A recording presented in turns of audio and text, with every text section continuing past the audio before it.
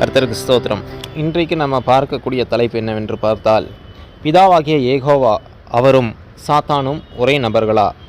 இதை குறித்து இந்த வேத புரட்டர்களும் சாத்தான் வழிபாட்டாளர்களும் என்ன சொல்லுகிறார்கள், எதன் அடிப்படையில் சொல்லுகிறார்கள், வேதத்தில் சொல்லப்பட்ட உண்மையான காரியம் என்ன, இதை தான் நம்ம பார்க்க போகிறோம். முதலாவதாக ஒரு சம்பவம் நடக்குது. பிசாசு வந்துட்டு தாவீதை ஏவி விடுறான் இஸ்ரவேலை கணக்கிட சொல்லி. அப்போது இதே சம்பவம் ரெண்டு சாமுவேலில் 24ஆம் அதிகாரம் 1ஆம் வசனத்தில் நடக்குது. அடுத்தது 1 நாளாகவும் 21ஆம் அதிகாரம் 1ஆம் வசனத்தில் ரெண்டையுமே பார்க்குறோம். முதல்ல 2 சாமுவேல் 24:1 பார்ப்போம். கர்த்தருடைய கோபம் திரும்ப இஸ்ரவேலின் மேல் மூண்டது.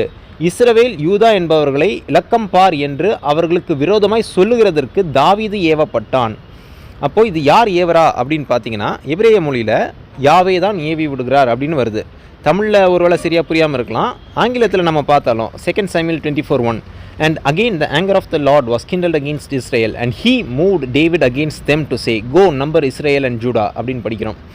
அப்போது இதே சம்பவத்தை வந்து நாளாகமத்தில் எழுதும்போது என்ன பார்க்குறோன்னா, 1 நாளாகமும் 21ஆம் அதிகாரம் 1ஆம் வசனத்தில் சாத்தான் இஸ்ரவேலுக்கு விரோதமாக எழும்பி இஸ்ரவேலை தொகையிடுகிறதற்கு தாவீதை ஏவி விட்டது அப்படின்னு படிக்கிறோம். ஆங்கிலத்தில் பார்த்தோன்னா 1 Chronicles 21:1 and Satan stood up against Israel and provoked David to number Israel. அப்போ இதில் என்ன புரியுதுன்னா, இப்போ 2 இடத்துலையும் வந்துட்டு அதே சம்பவம் நடக்குது. ஒரு இடத்துல என்ன சொல்லப்படுகிறது என்றால், தேவனே வந்துட்டு தாவீதை ஏவி விட்டது போல் சொல்லப்படுகிறது. அடுத்த இடத்துல என்ன சொல்லப்படுகிறது என்றால், பிசாசு ஏவி விட்டான் அப்படின்னு சொல்லப்படுகிறது. அப்போ இங்கே தாவீதை ஏவி விட்டது யார்? அப்பொழுது இதுக்கு தெளிவான பதில் பார்த்தீங்கன்னா, தாவீதை ஏவி விட்டது பிசாசா இல்லை யாவேயா? இது என்னன்னு பார்த்தீங்கன்னா, அதாவது நம்ம ஏற்கனவே பழைய வீடியோவில் பார்த்துருந்தோம், இறை சக்திக்கு கட்டுப்பட்டு தான் சாத்தான் சக்தி வேலை செய்கிறது. தேவன் வந்துட்டு சாத்தானை தான் அனுப்பி சோதிக்கிறாரு, அதாவது ஏவி விடுறாரு. அப்போது இதில் யார் குற்றவாளி அப்படின்னு நம்ம பார்க்க முடியாது. இறைவனும் யாவே தேவனும் அவனை சோதிக்கிறதுக்கு சாத்தான் மூலமாக ஏவி விட்டார் அப்படின்னு தான் நம்ம எடுத்துக்க முடியும். இதை வைத்து யாவையும் சாத்தானும் ஒரே ஆள் என்று நம்ம சொல்ல முடியாது. ரெண்டாவதாக நம்ம பார்க்கும் பொழுது எரேமியா தீர்க்கதரிசி என்ன சொல்லுகிறார் என்று பார்த்தால், எரேமியா 31:9ஆம் வசனத்தில் நம்ம என்ன பார்க்குறோன்னு பார்த்தீங்கன்னா, இஸ்ரவேலுக்கு நான் பிதாவாக இருக்கிறேன் அப்படின்னு யாவே சொல்கிறாரு. இப்போது இதே சம்பவத்தை இதே இஸ்ரவேலர்களை பார்த்து இயேசு கிறிஸ்து என்ன சொல்கிறாருன்னு பார்த்தோம்னா, யோவான் 8ஆம் அதிகாரம் 44ஆம் வசனம், நீங்கள் உங்கள் பிதாவாகிய பிசாசினால் உண்டானவர்கள் அப்படின்றாரு. அப்போது இங்கே யாவே வந்துட்டு தன்னை வந்துட்டு இஸ்ரவேலுக்கு ஒரு பிதாவாக சொல்கிறாரு. இயேசு கிறிஸ்து என்ன சொல்கிறாருன்னு பார்த்தா, யூதர்களுடைய தகப்பன் பிசாசு, பிதா பிசாசு அப்படின்னு சொல்கிறாரு. அப்போது இது ரெண்டும் ஒரே ஆளா? யாவேயும் பிசாசும் ஒரே ஆளா அப்படின்னு கேட்டால் அதுதான் கிடையாது. இங்கே வந்து என்ன பார்க்குறோம் பார்த்தீங்கன்னா, எரேமியா 31ஆம் அதிகாரத்தில் வந்துட்டு அவர் வந்து என்ன சொல்கிறாருன்னா, எரேமியா தீர்க்கதரிசி அந்த முழு வசனத்தை வாசித்து பார்த்தீங்கன்னா, அழுகையோடும் விண்ணப்பங்களோடும் வருவார்கள், அவர்களை வழிநடத்துவேன், அவர்களை தண்ணீர் உள்ள நதிகள் அண்டைக்கு இடராது செம்மையான வழியிலே நடக்க பண்ணுவேன் அப்படின்னு சொல்கிறாரு. அப்போது இவங்க வந்து இஸ்ரவேல் வந்துட்டு தேவனுக்கு விரோதமாக போகிறாங்க. ஆனால் இஸ்ரவேல் மக்கள் திரும்பி ஆண்டவர்கிட்ட வருவாங்கன்னு சொல்கிறாரு. அப்போ தான் பிதா என்ன சொல்கிறாருன்னா, நான் இஸ்ரவேலுக்கு பிதாவாக இருக்கிறேன் அப்படின்னு சொல்கிறாரு. எப்போ இவங்க மனம் திரும்பி வரும்போது. ஆனால் இந்த யோவான் 8:44 இயேசு கிறிஸ்து ஏன் வந்துட்டு அவங்கள வந்து நீங்கள் உங்கள் பிதாவாகிய பிசாசினால் உண்டானவர்கள் அப்படின்னு சொன்னாருன்னு பார்த்தீங்கன்னா, மத்தேயு 15ஆம் அதிகாரம் 8 மற்றும் 9ஆம் வசனங்கள் நம்ம படிக்கிறோம். இந்த ஜனங்கள் தங்கள் வாயினால் என்னிடத்தில் சேர்ந்து தங்கள் உதடுகளினால் என்னை கனம் பண்ணுகிறார்கள், அவர்கள் இருதயமோ எனக்கு தூரமாய் விலகி இருக்கிறது, மனுஷருடைய கற்பனைகளை உபதேசங்களாக போதித்து வீணாய் எனக்கு ஆராதனை செய்கிறார்கள் என்று ஏசாயா தீர்க்கதரிசி நன்றாய் சொல்லியிருக்கிறான் என்றார். அப்போது இதில் இருந்து என்ன தெரியுதுன்னா, இங்கே வந்துட்டு இயேசு கிறிஸ்து என்ன சொல்கிறாருன்னா, இந்த யூத மக்கள் என்ன பண்ணுறாங்க, ஆண்டவரை விட்டு பின்வாங்கி போயிட்டு தங்களுடைய உதடுகள்னால் ஆண்டவரை கனம் பண்ணுறாங்க. ஆனால் அவங்களுடைய இருதயம் ஆண்டவரோடு செம்மையாக இல்லை. ரெண்டாவது பார்த்தீங்கன்னா, இவங்க என்ன பண்ணுறாங்கன்னா, மனுஷரால் போதிக்கப்படுகிற கற்பனைகளை அவங்க உபதேசம் பண்ணுங்கிறாங்க. தேவனுடைய வழியை விட்டு மனிதனால் உண்டாக்கப்பட்ட உபதேசங்களை அவங்க போதித்து அதை திணிக்கிறதுனால இவர்கள் வந்து பிதாவை விட்டு தூரம் போயிட்டார்கள். அதனால தான் இயேசு கிறிஸ்து சொல்கிறாரு, நீங்கள் உங்கள் பிதாவாகிய பிசாசினால் உண்டானவர்கள் அப்படி என்று. ஒரு காரியம் மெயினாக என்ன சொல்கிறாங்க அப்படின்னு பார்த்தீங்கன்னா, சங்கீதம் 24:1 நம்ம என்ன படிக்கிறோன்னா, தாவீது எழுதுகிறாரு, பூமியும் அதன் நிறைவும் உலகமும் அதில் உள்ள குடிகளும் கர்த்தருடையது அப்படின்னு எழுதுகிறாரு.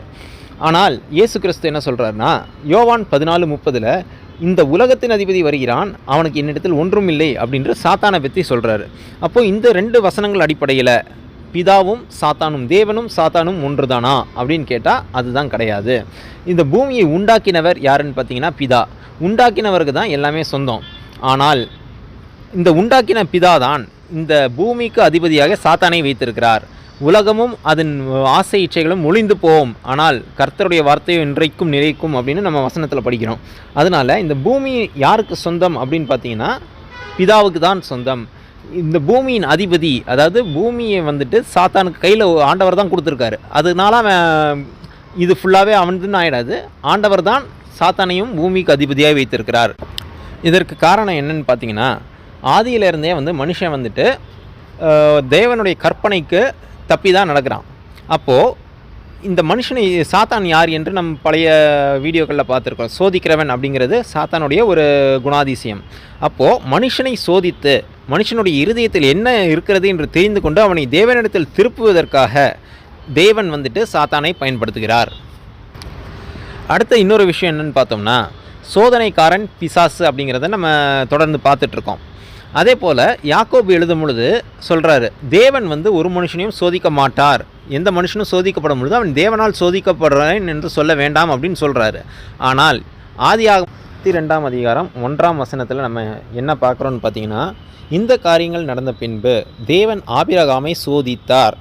எப்படி எனில் அவர் அவனை நோக்கி ஆபிரகாமே என்றான், அவன் இதோ அடியேன் என்றான் அப்படின்னு பார்க்குறோம். இது என்னென்னா, ஆண்டவர் ஆபிரகாம்கிட்ட ஈசாக்கை பலி கொடுக்க சொல்கிறாரு. இப்படி தான் ஆண்டவர் சோதிக்கிறாரு. ஆனால் இதே தேவனை பற்றி நம்ம யாக்கோபில் என்ன படிக்கிறோன்னு பார்த்தீங்கன்னா, யாக்கோபு 1:13, சோதிக்கப்படுகிற எவனும் நான் தேவனால் சோதிக்கப்படுகிறேன் என்று சொல்லாதிருப்பானாக, தேவன் பொல்லாங்கினால் சோதிக்கப்படுகிறவர் அல்ல, ஒருவனையும் அவர் சோதிக்கிறதும் இல்லை அப்படின்னு போட்டிருக்காங்க. அப்போது இதை வைத்து பார்க்கும் பொழுது யாவே சோதிக்கிறாரு, ஆபிரகாமையே சோதிக்கிறாரு. அப்போது இவர் தான் அந்த சோதனைக்காரனான சாத்தானும் ஒன்றா அப்படின்னு கேட்டால் அதுதான் கிடையாது. இதற்கான விளக்கம் தெளிவாக நம்ம படித்தோன்னா, ஏசாயா 45ஆம் அதிகாரம் 7ஆம் வசனத்தில் நம்ம தெளிவாக ஒரு பதில் ஆண்டவரே கொடுத்துருக்கிறாரு. ஒளியை படைத்து இருளையும் உண்டாக்கினேன், சமாதானத்தை படைத்து தீங்கையும் உண்டாக்குகிறவர் நானே, கர்த்தராகிய நான் இவைகளை எல்லாம் செய்கிறவர் என்று நம்ம படிக்கிறோம். அப்போது ஆண்டவர் என்ன பண்ணுறாருன்னா, ஒளியவும் படைக்கிறவர் அவர் தான், இருளையும் படைக்கிறவர் அவர் தான், சமாதானத்தை பண்ணுறவரும் அவர் தான், தீங்கை உண்டாக்குகிறவரும் அவர் தான். அப்போது இங்கே என்ன தெரியுது அப்படின்னாக்கா, இதுக்கு முன்னாடி உள்ள வீடியோக்கள்லேயும் நம்ம பார்த்துருப்போம், சோதனைக்காரன் என்பது சாத்தான் தான். அப்போது அந்த சாத்தான் சக்தி என்பது இறை சக்திக்கு கட்டுப்பட்டு வேலை செய்யக்கூடியதுன்னு நம்ம பார்த்துருக்கோம். அப்போது இந்த வசனத்தில் யாக்கோபு 1:13 படி நம்ம பார்க்குறோம், அதாவது தேவன் யாரையும் சோதிக்கிறவர் அல்ல அப்படின்னு பார்க்குறோம். ஆனால் மூல மொழியில், அதாவது கிரேக்க மொழியில் இதை என்னென்னு எடுத்து வாசித்து பார்த்தோம்னா, தேவன் இப்பொழுது யாரையும் சோதிக்கிறது இல்லை அப்படின்னு இருக்குது. அதாவது now God does not tempt anyone அப்படின்னு வருது ஆக்சுவலாக லிட்டரலாக பார்த்தா. அப்போது அதுக்கு என்ன அர்த்தம்னா, இதற்கு முன்பாக தேவனும் சோதித்திருக்கிறார் அப்படின்னு தான் அர்த்தம். அப்போ அதை தான் பழைய ஏற்பாட்டில் நம்ம படிக்கிறோம். ஆதியாகமம் 22:1 தேவன் ஆபிரகாமை சோதித்தார் அப்படின்னு. அப்போ புதிய ஏற்பாட்டில் வரும்போது என்ன ஆகுதுன்னா, இப்பொழுது தேவன் சோதிக்கிறது இல்லை, இப்பொழுது இருக்கிறது சோதனைக்காரனாகிய சாத்தான் தான் எல்லாரையும் சோதிக்கிறான். அதனால் இதை வைத்தும் யாரும் உங்களை வஞ்சிக்காதபடி, பிதாவும் அதாவது யாவே தேவனும் சாத்தானும் ஒரே நபர்கள் என்று சொல்லாதபடிக்கு நாம் விழித்து கொண்டு எச்சரிக்கையாக இருப்போமாக. கர்த்தருக்கு ஸ்தோத்திரம்.